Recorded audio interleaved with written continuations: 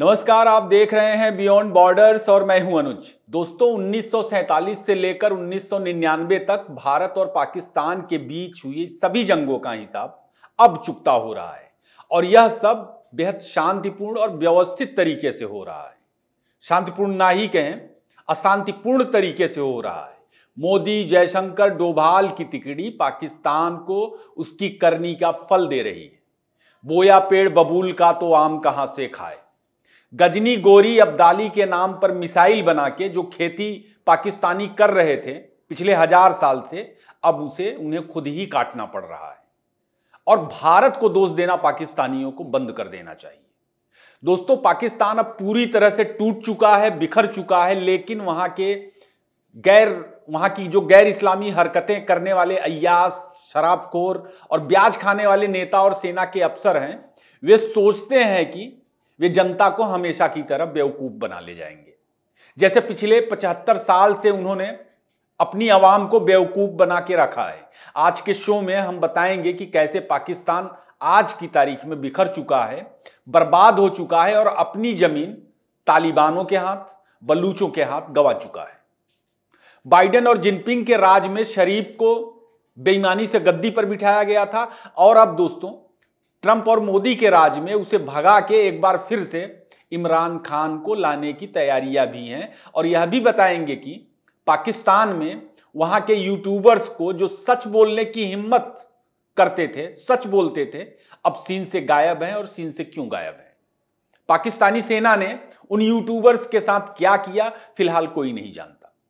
पाकिस्तान में इस वक्त दोस्तों आपातकाल जैसे हालात हैं। जैसे आपातकाल में होता है कि सब कुछ सरकार अपने कंट्रोल में ले लेती है, प्रेस का मुंह बंद कर देती है, लोगों की जुबान पर ताला लगा दिया जाता है, जो बोलने का साहस करते हैं उनका गला घोंट दिया जाता है और सिर्फ वही बोला जाता है, वही बोलते हैं जिसे सरकार चाहती है, जो सरकार पसंद करती है, सुनना चाहती है। इस वक्त दोस्तों पाकिस्तान में बिल्कुल ऐसे ही हालात हैं। अघोषित आपातकाल की वजह से पाकिस्तान की मीडिया और सोशल मीडिया पर सरकार की सख्त निगरानी इस वक्त आप साफ साफ देख सकते हैं। भारत में अच्छे खासे पाकिस्तानी यूट्यूबर्स पॉपुलर हैं, जैसे शोएब चौधरी, नादिर अली और सना अमजद जैसे दर्जनों यूट्यूबर्स। इन्हें आप पिछले 10-12 दिनों से यूट्यूब के प्लेटफॉर्म पर गायब देख रहे होंगे।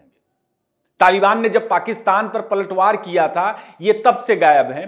कोई भी यूट्यूबर इनमें से पाकिस्तानी यूट्यूबर प्लेटफॉर्म पर नहीं दिख रहा है यूट्यूब के। ये वीडियो शूट करने तक इन यूट्यूबर्स के चैनल पर कोई भी नया कंटेंट नजर नहीं आया। दोस्तों, ये वही यूट्यूबर हैं जो जमीन से जुड़ी सच्चाई को सामने लाने का प्रयास करते थे और पाकिस्तान में भी इनकी अच्छी खासी लोकप्रियता थी। इनके चैनलों के जरिए आम पाकिस्तानियों की आवाज से पता चलता था कि वे अपने मुल्क को लेकर क्या सोचते हैं, पाकिस्तान में किस स्तर की निराशा है और उसकी असल वजहें क्या है। जमीनी हकीकत पता चलती थी पाकिस्तान की कि असल में कुछ लोगों की अय्याशी के लिए उधार के विचार पर बनाए गए पाकिस्तानी गुब्बारे में आखिर हवा कितनी भरी हुई है। खैर, पाकिस्तानियों को पता हो या ना हो, मगर बाकी दुनिया को पता है कि पाकिस्तान में क्या कुछ चल रहा है। अब चूंकि ये पाकिस्तानी यूट्यूबर्स अचानक से गायब हो गए हैं, तो लोग सवाल उठा रहे हैं कि आखिर पाकिस्तानी यूट्यूबर्स कहां चले गए, वे काम क्यों नहीं कर रहे हैं, कंटेंट क्यों नहीं डाल रहे हैं, क्या उन्हें पाकिस्तान में पाकिस्तानी सरकार, सेना के इशारे पर जेलों में डाल दिया गया है। टीवी, अखबार और वेबसाइट पर तालिबान के साथ हुई झड़पों की कोई खबर नहीं दिख रही। जो खबरें हैं भी, वह भी यूं हैं जैसे किसी शहर में छिनौती की कोई मामूली घटना घटी हो।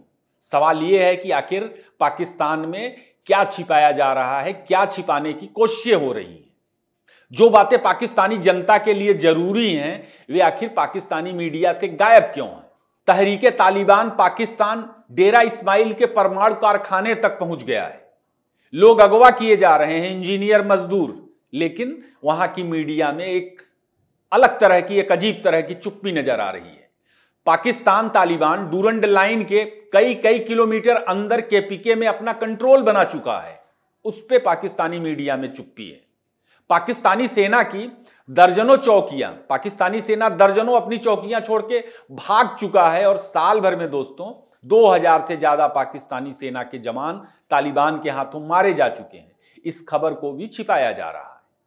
अत्याधुनिक हथियारों से लैस दुनिया की ताकतवर सेनाओं में खुद को शुमार बताने वाली पाकिस्तानी सेना का यह हाल उन पाकिस्तान तालिबानों ने किया है जो हवाई चप्पल पहन के, कंधे पर एक शॉल डाल के, क्लासनिकोव की राइफल लेकर के जंग लड़ रहे हैं। केपीके के दर्जनों कस्बे कब्जा किए जा चुके हैं, लेकिन पाकिस्तानी मीडिया में इस बात को लेकर के जबरदस्त चुप्पी आप देख सकते हैं। कोई खबर नहीं है, किसी को कोई भनक नहीं लग रही है या लगने नहीं दिया जा रहा। खैबर में घंटों से बिजली सप्लाई कट है, वहां पर लोग प्रोटेस्ट कर रहे हैं। चीन के साथ सड़क संपर्क बंद हो चुका है। पीओके का भी लगभग सड़क से मार्ग इस वक्त कट बताया जा रहा है, मगर पाकिस्तानी मीडिया में ये खबरें आपको नहीं मिलेंगी। पाकिस्तानी स्पेस में, सोशल स्पेस में इस पर चर्चा नहीं हो रही है। सर्दियों का फायदा उठा के तालिबान बर्फीले पहाड़ों में बैठ चुके हैं, खबर नहीं है पाकिस्तान में। शायद पाकिस्तान की सरकार, पाकिस्तान की सेना नहीं चाहती कि बहादुर पाकिस्तान की यह दयनीय हालत उसके अपने लोग देखें, मगर दुनिया को तो नजर आ रहा है। जबकि जो बातें पाकिस्तानियों के लिए किसी काम की नहीं, उसे ऐसे पेश किया जा रहा है जैसे राष्ट्रीय विषय का मसला हो। उदाहरण के लिए दुबई में अफगान तालिबान और पाकिस्तान की एक साधारण मीटिंग पर पाकिस्तान में तूफान खड़ा हो गया। हेडलाइंस में हंगामा है कि भारत ने यह मीटिंग कैसे और क्यों कर ली। पाकिस्तान के खिलाफ भारत की साजिशों के तार तलाशे जा रहे हैं।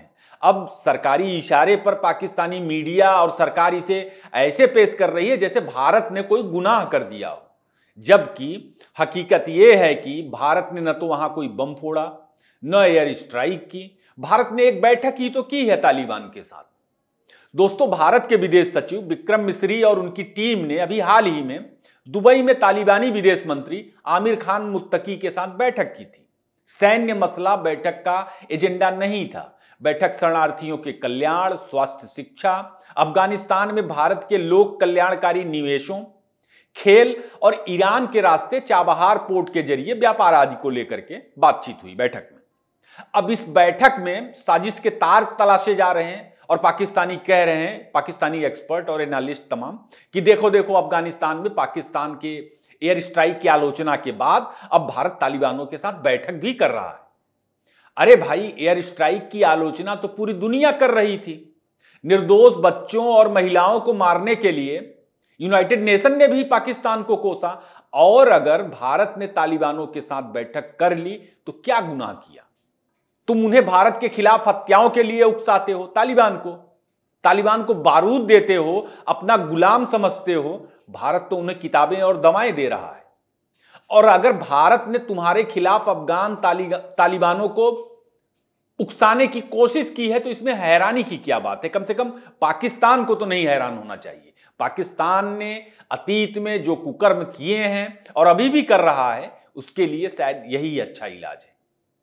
दोस्तों, तालिबान पर भारत को ज्ञान देने वाले तमाम पाकिस्तानी एनालिस्ट ये नहीं बताते, एक्सपर्ट ये नहीं बताते कि अफगान तालिबान ने आखिर पाकिस्तान की ये हालत क्यों की। आखिर पाकिस्तान की इस समय ये हालत क्यों हुई?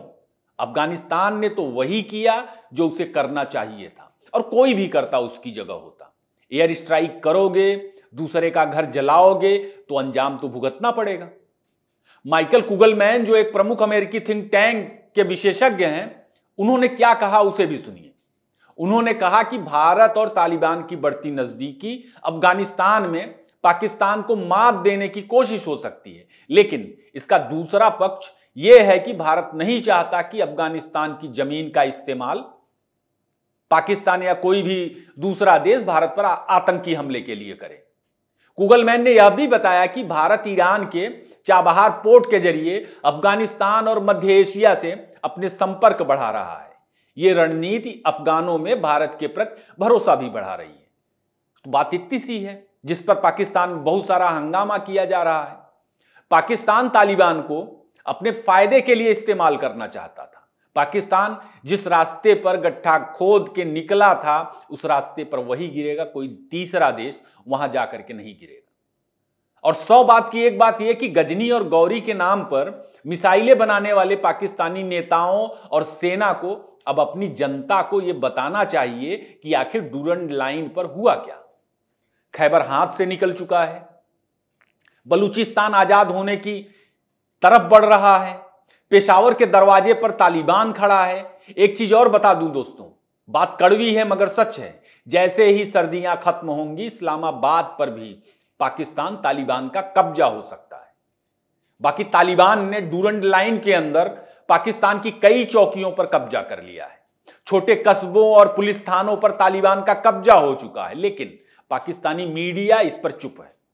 न टीवी पर कुछ दिख रहा है और न अखबारों में कुछ लिखा जा रहा है। और बेचारे जो गरीब यूट्यूबर बोल रहे थे उनके साथ पता नहीं पाकिस्तानी सेना और सरकार ने क्या किया, क्या करके उन्हें चुप करा दिया गया। जिनका थोड़ा सा अंतरराष्ट्रीय चेहरा था, जिन यूट्यूबर्स का, उदाहरण के लिए आरजू काजमी और कमर चीमा जैसे यूट्यूबर, उन्होंने भी अपने चैनल पर ट्यून बदल लिया है, जैसे डूरंड लाइन पर कुछ हुआ ही ना हो। जबकि इन्हीं आरजू काजमी ने खुद बताया था कि उन्हें सरकार ने धमकाया था और लाहौर बुलाया था। किस लिए? क्योंकि उन्होंने तालिबान के मसले पर बात की थी, डूरंड लाइन में क्या हो रहा था उस पर बात की थी। पाकिस्तान में यह सब क्यों हो रहा? सिर्फ इसलिए हो रहा दोस्तों कि पाकिस्तानी सेना और सरकार अपनी हार को छिपाने का प्रयास कर रही है। वैसे ही जैसे वे बताते हैं कि 65 की जंग उन्होंने भारत से जीत ली थी, अपनी अवाम को वे यही बताते हैं। वे यह भी बताते हैं कि 71 में उन्होंने भारत को हरा दिया था और गोरी, गजनी, अब्दाली हमारे असल में अब्बू थे। हालत यह हो गई है पाकिस्तान में दोस्तों कि शरीफ को हटाने के लिए अंतर्राष्ट्रीय स्तर पर प्रयास शुरू हो गए हैं। अंतर्राष्ट्रीय ताकतें सक्रिय हो गई हैं।